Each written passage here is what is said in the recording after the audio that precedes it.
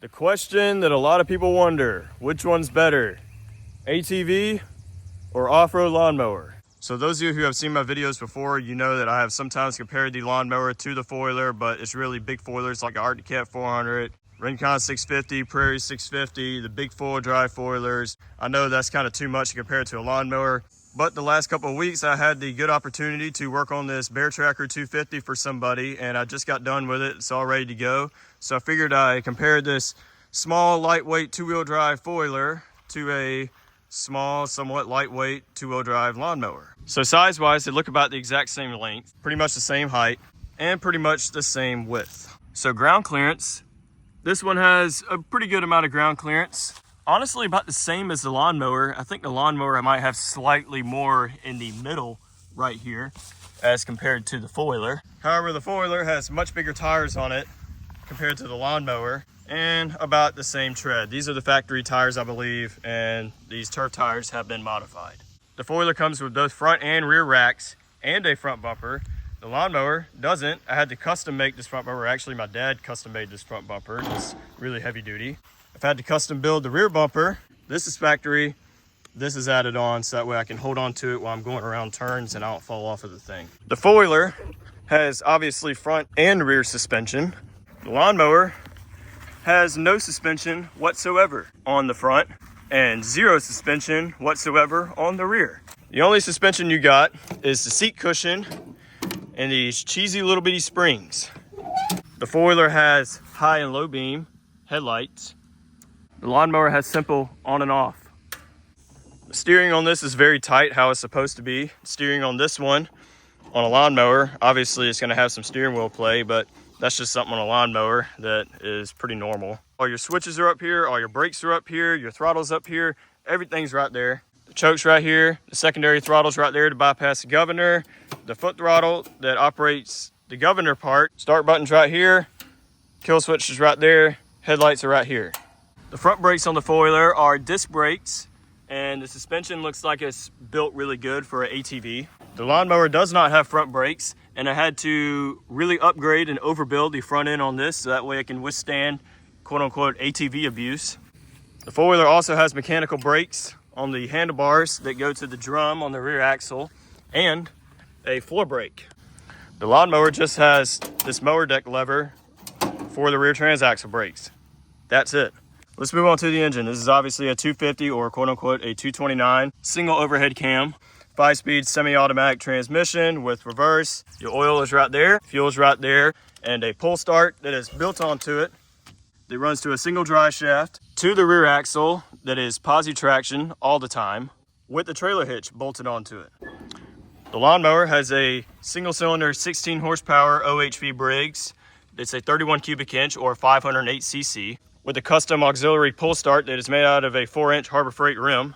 Oil is right here, super easy to get to. Fuel right here, super easy to get to. The carburetor is right here if you ever need to adjust anything. Fuel shut off, boom, right there. Pretty much like the same thing on that foiler. The lawnmower has a 6-inch engine pulley with a couple of clutch pulleys, adjustable belt tensioner pulley, so I can run anywhere from a 91 at the smallest to a 96-inch belt at the largest. So I got multiple belt ranges. And a 5.5-inch transaxle pulley in the back. This is a Tecumseh Peerless MSC 206 6-speed transaxle with reverse, shifters on the side with a manual clutch. Welded diff in this transaxle, so posi traction all the time. Custom built trailer hitch mount so I can hook trailers onto this and pull it around, no problem at all. The lawnmower has a custom exhaust that's made out of old plumbing fittings that goes into a 2-inch resonation chamber, or that's kind of like a muffler. It's pretty much straight through with this tiny little baffle at the end, so it sounds pretty loud. The BearTracker has a pretty standard exhaust with bent tubing that runs to a standard quiet muffler. For the foiler, you still got your engine oil and your transmission fluid.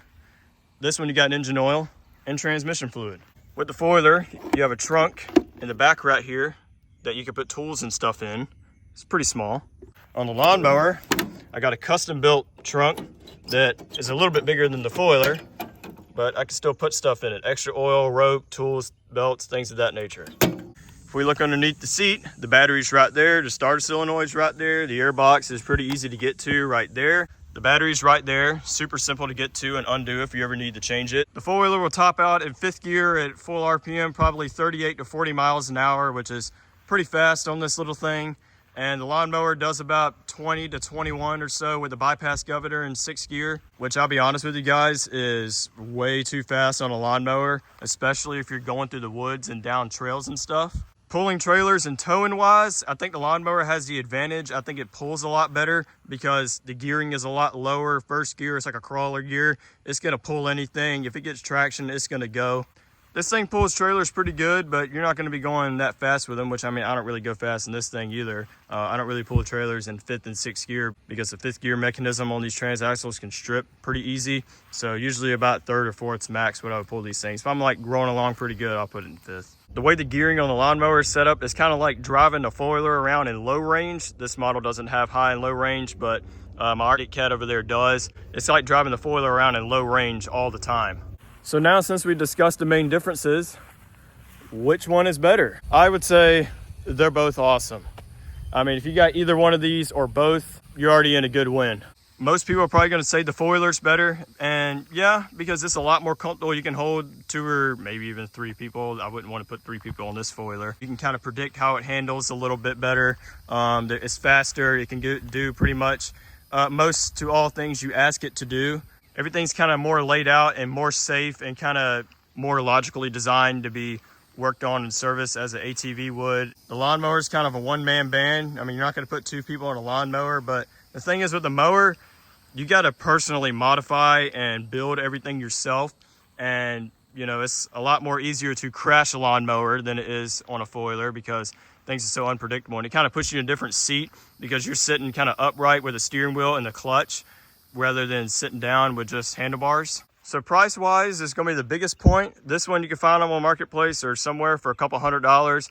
Put some parts into it. You'll probably have a good running foiler for maybe a little over $1,000 or so, depending on what all is wrong with it. A lawnmower, most of the time you can get them for free. I got this one for free, and you can put a couple $100 in parts in it, and you actually got yourself a pretty capable off-road rig that is pretty much just as capable as a foiler, if you ask me. But if you want something kind of more proper, then definitely a proper foiler is the way to go. But all in all, they're both really good. They both got advantages and disadvantages. I enjoy riding both of them. The thing personally I like with the mower is that if something breaks, you can pretty much find parts anywhere. Any store has them. You can buy them, fix them, and you can keep this thing going no matter what. With the foiler, you kind of have to buy the specific part for the specific thing. You can still fix them no matter what. I mean, they're pretty easy to work on, but you know, it's just something to consider and factor. But let me know in the comments what you guys think. Which one's better?